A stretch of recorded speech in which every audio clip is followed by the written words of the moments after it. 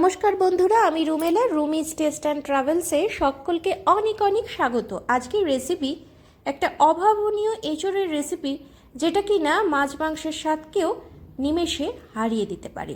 চলুন দেখে নেওয়া যাক এই ঘরোয়া রেসিপিটা কি করে করে নেওয়া যায়।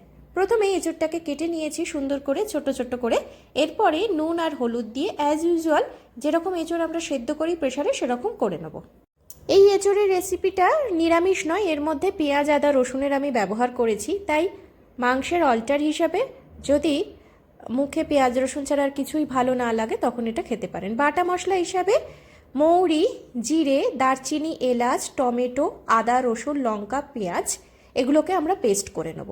মাথায় রাখবেন, জিরে, মৌরি, দারচিনি আর এলাচ কিন্তু অবশ্যই দেবেন, আর তার সঙ্গে পেঁয়াজ আদা রসুন টমেটো ভালো করে পেস্ট করে নিতে হবে, আর টক দই সাথে রাখতে হবে। এরপর কড়াইয়ের মধ্যে সর্ষের তেল নিয়ে তার মধ্যে ডুমো ডুমো করে আলু কেটে ভেজে নিতে হবে, অ্যাজ ইউজুয়াল যেরকম আমরা মাংস রান্নার আগে আলুগুলোকে লাল লাল করে ভেজে নিই। তেলে ফোড়নের সুন্দর গন্ধ উঠবে, তারপরেই আমরা বাটা মশলা দেব। আর ফোড়ন হিসেবে দেব তেজপাতা আর শুকনো লঙ্কা। বাটা মশলা দেওয়ার পরে নুন, হলুদ আর ধনে গুঁড়ো, গরম মশলা, হিং এগুলো ব্যবহার করব।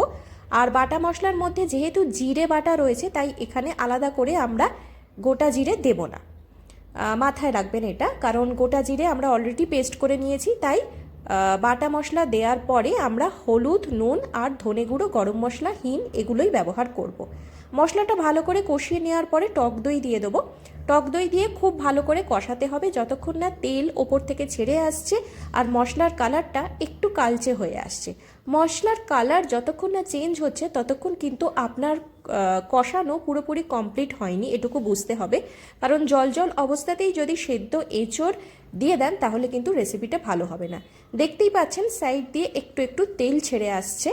এরপরেই আমরা সেদ্ধ এঁচোড়গুলো দিয়ে দেবো। আর প্রেশারে সিটি দিয়েছি 3 থেকে 4টে, যেহেতু একটু কচি এঁচোড় ছিল তাই খুব অল্পেতেই সেদ্ধ হয়ে গেছিলো আর সফট হয়েছিল মাংসের মতন। এরপরে ভালো করে কষিয়ে নিতে হবে মশলার মধ্যে এঁচোড়টা, তারপরে ভাজা আলুগুলোকে দিয়ে ভালো করে কষাতে থাকতে হবে। আর প্রায় 40% মতন সেদ্ধ হয়েই গেছে আলু ভাজার পরে, যেহেতু আমি খুব লাল লাল করে ভালো করে ভেজেছি। আপনারাও ভাজার সময় এই রকম ভালো করে ভাজবেন যাতে খুব একটা কাঁচা ভাবটা আলুর মধ্যে না থাকে। আর সমস্ত মশলা দেওয়ার পর একটু নুন কম মনে হবে তখন অল্প একটু উষ্ণ গরম জল আর নুন দিয়ে দিতে হবে। সেদ্ধটা যখন একেবারে লাস্ট মোমেন্টে চলে আসবে তখন ঢাকা দিয়ে ঘি আর গরম মশলা ওপর দিয়ে ছড়িয়ে দিতে হবে, তাহলেই রেডি হয়ে যাবে একেবারে মাংসের স্বাদে অভাবনীয় এঁচোড়ের রেসিপি।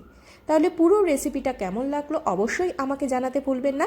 ভিডিওটা ভালো লেগে থাকলে like, share, subscribe my channel Rumi's taste and travels. আর যারা ফেসবুক থেকে দেখছেন অবশ্যই রুমিজ টেস্ট অ্যান্ড ট্রাভেলস পেজটাকে ফলো করে রাখুন। সকলকে অনেক অনেক ধন্যবাদ। সকলে ভালো থাকুন, সুস্থ থাকুন। Bye bye.